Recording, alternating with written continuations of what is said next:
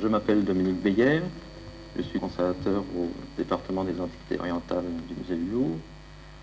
Et je voulais dire simplement quelques mots sur l'importance que revêt à mes yeux cette exposition concernant les trésors de Bagdad et présentée au Petit Palais. Surtout pour le public parisien qui, depuis l'exposition qui avait eu lieu en 1966 ou 67, si je ne me trompe, n'avait plus la chance de voir ces collections provenant de l'Irak. Le Proche-Orient, de manière générale, et la Mésopotamie en particulier, a malheureusement, et je crois qu'il faut le souligner, disparu pour une grande part des manuels scolaires depuis longtemps, ce qui est fort regrettable. Et je considère par conséquent qu'une manifestation comme celle qui a eu lieu à Paris vient combler modestement un vide et incitera le public soit à aller revoir les salles orientales du musée du Louvre, soit à faire le voyage de Bagdad.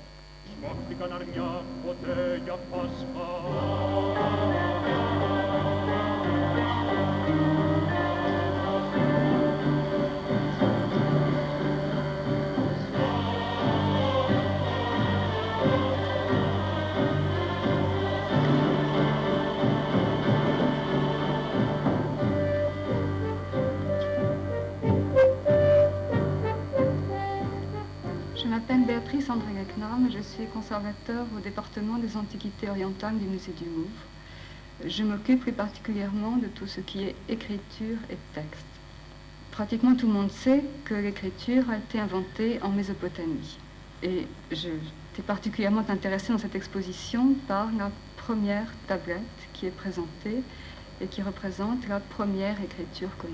C'est une écriture pictographique, ça représente une tête de bétail à côté d'une petite encoche qui représente un chiffre. Que veut dire cette écriture? Est-ce qu'on peut véritablement alors parler d'écriture? Une tête de bétail, un chiffre, ce serait un peu comme une fiche isolée de son fichier dont il nous manquerait le titre. C'est tout simplement parce que l'écriture a été inventée pour pallier la mémoire humaine qui pouvait être défaillante. Elle fait appel à des hommes qui, eux, étaient au courant de ce que les signes exprimaient. Cette écriture pictographique se déformait rapidement et nous avons dans l'exposition le stade suivant, très postérieur à celui-ci, mais où enfin l'écriture est pleinement réalisée. Ce sont les deux tablettes d'Abou Salabir, un texte littéraire, les premiers textes littéraires que nous connaissons, et un texte économique. Cette tablette économique provient donc des archives d'un temple. Et alors, extrêmement curieusement, dans cette exposition, presque tous les textes qui sont présentés sont des textes économiques, comme si on avait voulu surtout représenter la vie quotidienne des habitants de Mésopotamie.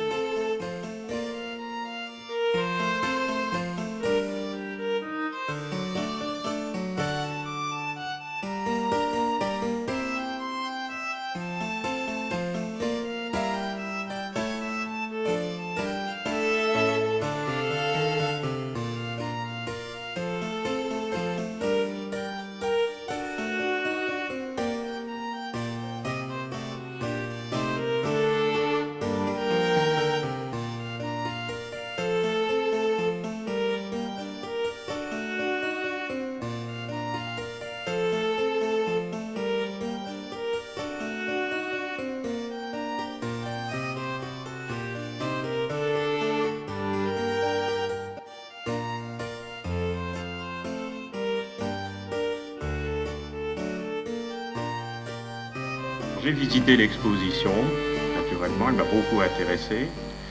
Et je voudrais simplement dire ici que, certes, les magnifiques objets qui sont dans cette exposition sont évidemment fondamentaux pour la compréhension que nous pouvons avoir des civilisations anciennes de la Mésopotamie, mais que, non pas à la place, mais en plus, les archéologues ont l'habitude maintenant de s'intéresser à d'autres sujets ou font d'autres enquêtes que celles dont les visiteurs peuvent voir les résultats dans l'exposition. Je citerai simplement un ou deux exemples. Il y a des sujets possibles comme les anciens modes d'agriculture dans ce pays où l'agriculture a sûrement été de tout temps quelque chose de fondamental. Il y a aussi toutes les questions qu'on peut se poser sur les rapports entre le paysage actuel et le paysage ancien que tel ou tel Sumérien pouvait avoir sous les yeux. Je m'appelle Pierre Amier et je suis conservateur des antiquités orientales du musée du Louvre. L'exposition qui est présentée actuellement à Paris revêt pour nous, Français, et pour nous, conservateurs du Louvre, un intérêt tout à fait exceptionnel.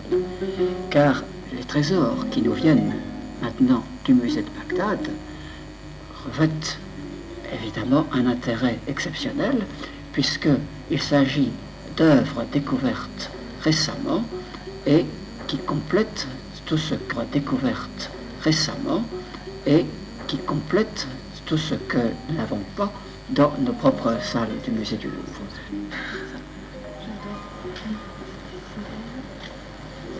Et sur la quoi? Ces couleurs. Nous avons dans cette exposition le prêtre Doudou. Le personnage est extrêmement caractéristique avec son beau sourire de fonctionnaire. Précisément, les Sumériens de cette époque avaient été des organisateurs extraordinaires de l'administration. Ces Sumériens sont vraiment les ancêtres de tous les États policés du monde actuel. Nous avons d'autres chefs-d'œuvre dans cette exposition, tout particulièrement la tête en bronze, dont on peut se demander qui elle représente. Est-ce le grand Sargon, le fondateur du premier empire proprement dit, ou est-ce le 4e roi de la dynastie, le grand Naram-Sin, dont nous avons la stèle de victoire conservée au musée du Louvre et qui est un des chefs-d'œuvre de tous les temps.